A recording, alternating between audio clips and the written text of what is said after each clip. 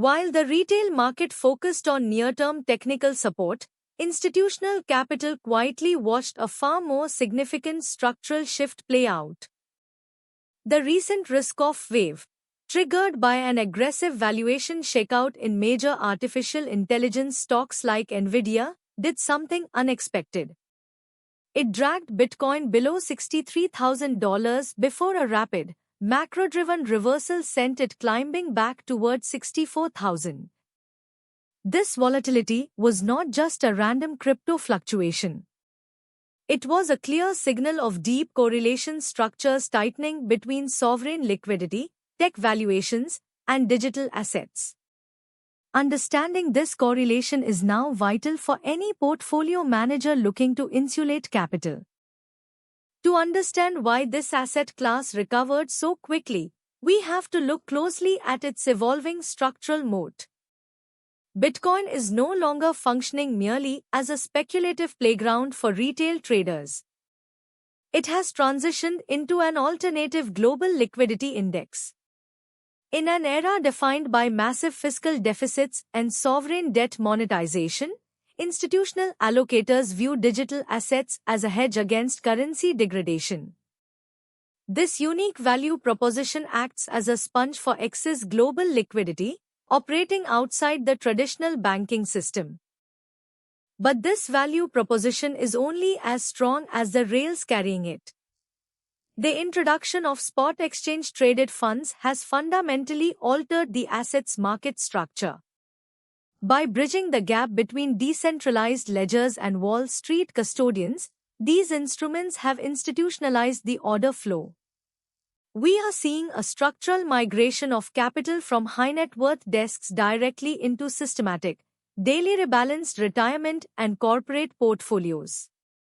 This systemic plumbing provides a baseline level of passive demand that historically never existed in prior cycles. Now let us examine the hard numbers from this recent capitulation and subsequent rebound. When the broader market experienced a risk-off flush, Bitcoin broke below key short-term holder realized price levels, dipping under $63,000. Institutional order books, however, showed significant limit orders clustering just below this threshold. The speed of the recovery back to 64,000 demonstrates that spot market buying absorbed the derivative liquidations extremely efficiently. This rapid absorption indicates that underlying demand remains robust, despite the negative sentiment surrounding high-multiple technology equities. Here is where the volume metrics become truly interesting. During the descent, we observed a brief pause in spot exchange-traded fund inflows, which many retail observers interpreted as a trend reversal. Yet, institutional volume analysis reveals that net outflows were remarkably contained. The majority of the selling occurred on offshore perpetual futures platforms, representing leveraged capitulation rather than long-term asset divestment.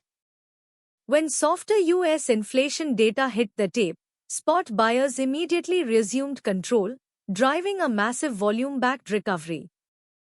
This capital resilience aligns perfectly with comments from senior portfolio managers at major asset management firms. Leaders at global institutions like BlackRock have repeatedly highlighted that their sovereign clients are looking at digital assets through a multi-year lens. They view short-term macroeconomic volatility not as a structural threat, but as an accumulation window. These institutions are systematically building out their distribution networks, signaling that the structural bid is designed to withstand short-term macroeconomic shocks. Further commentary from prime brokerage desks confirms a distinct shift in capital allocation strategies. Large multi-strategy hedge funds are no longer simply trading the spot futures basis arbitrage. Instead, they are utilizing digital assets as a core component of cross-asset relative value strategies.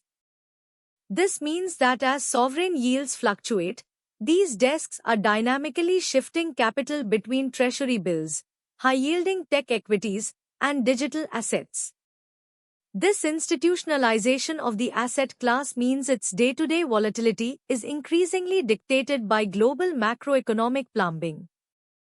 This brings us to the broader industry context, specifically the fascinating relationship between artificial intelligence and crypto markets. When high-flying technology names like NVIDIA experience valuation adjustments, it creates a temporary liquidity vacuum. Leveraged market participants are often forced to liquidate their most liquid, non-correlated assets to meet margin requirements in their core equity portfolios. This explains why Bitcoin suffered during the initial AI sell-off. It was not a fundamental failure of the asset, but rather a temporary collateral squeeze across broader financial markets. But look at how quickly the narrative changed when macro liquidity conditions improved. The release of softer U.S. Consumer Price Index data acted as a massive catalyst. Lower inflation prints suggest that the Federal Reserve may have more room to ease monetary policy, which naturally exerts downward pressure on real yields. Because digital assets thrive in an environment of expanding global liquidity and falling real yields, the macro relief rally was instantaneous. The quick transition from risk-off to risk-on highlights how sensitive this asset class has become to global central bank liquidity cycles. However, we must address the structural risks that still linger in this environment. While the rebound to $64,000 is constructive, the system remains highly leveraged. Offshore derivative platforms continue to offer high leverage ratios, creating the potential for cascading liquidations during sudden market shifts. If we see a deeper, more systemic correction in global equity markets, the correlation between digital assets and risk equities could spike significantly, triggering another round of forced liquidations that tests key technical support levels. Beyond market leverage, regulatory headwinds remain a persistent threat to long-term capital allocation. Global regulators continue to scrutinize custody frameworks, stablecoin compliance, and decentralized financial protocols. Any unexpected regulatory tightening could temporarily restrict the flow of institutional capital into the ecosystem, depressing trade volumes and driving a risk repricing. Sophisticated allocators must monitor these policy shifts closely, as regulatory friction remains one of the primary hurdles to achieving terminal valuation targets. Looking forward, our forward valuation framework suggests that Bitcoin is transitioning into a mature consolidation phase. The $64,000 level serves as a crucial psychological pivot point. A sustained consolidation above this area, backed by steady exchange-traded fund inflows, would signal that institutional capital has fully absorbed the recent macro sell-off. If global liquidity indices continue to expand due to softer inflation data, we anticipate a gradual capital rotation back into high-beta digital assets as investors seek higher risk-adjusted returns. The next major catalyst to watch will be the upcoming central bank policy decisions and their subsequent impact on sovereign yields. If the Federal Reserve initiates a rate cut cycle, it will likely accelerate the decline of real yields, providing a powerful policy tailwind for non-yielding store-of-value assets.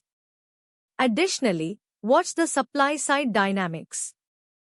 Since the recent halving event, the daily issuance of new supply has been severely constrained.